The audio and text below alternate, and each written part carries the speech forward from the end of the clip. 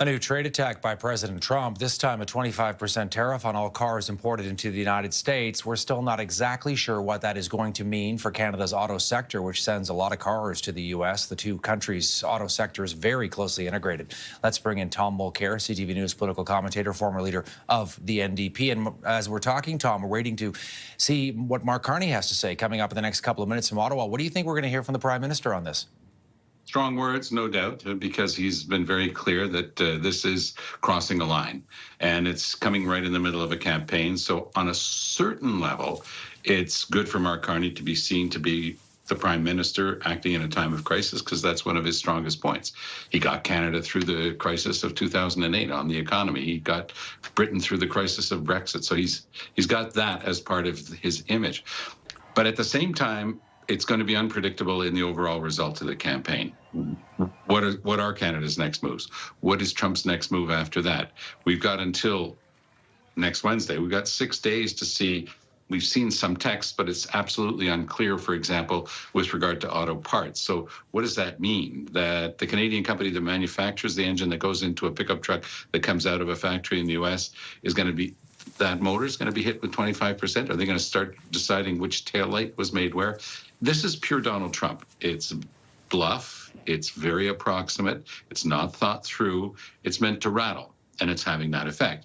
Next week, we'll probably see another classic Donald Trump move where he has to start backing off because the entire auto industry in the United States has said, are you crazy? It's been since 1965. So it's been exactly 60 years since we signed the Auto Pact with the U.S.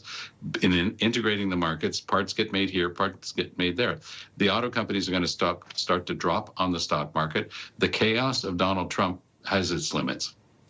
The limit is what the people around him have to tell him, which is, boss, you're a genius. It's amazing what you've done, but now let's back away from this thing.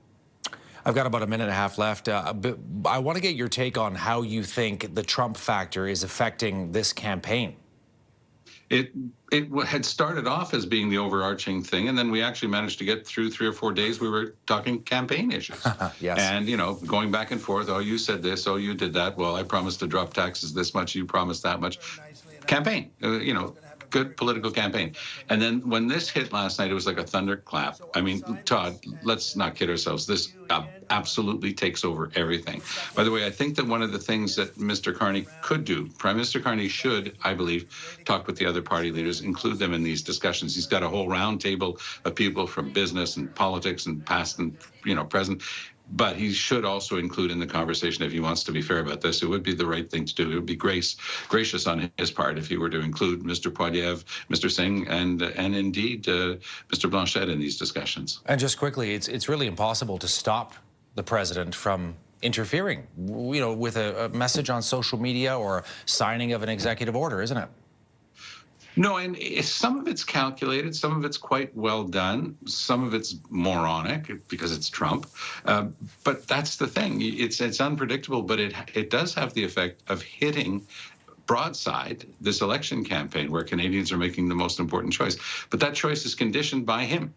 We know that it's the most important choice because never in our history has an American president threatened to take over Canada, threatened to use economic force to destroy our country, which is exactly what Donald Trump has done, even though that's against every single rule of the United Nations. But this is the U.S. president, a convicted criminal, a lifelong agitator, a pathological liar, and a con artist, and he's playing his usual games, but it's having an effect on him. All of these are going to be paid, by the way. These tariffs are paid by Americans, not by Canadians. Tom Mulcair, political commentator. Good to see you as always. Thanks for this. Good to see you, Todd.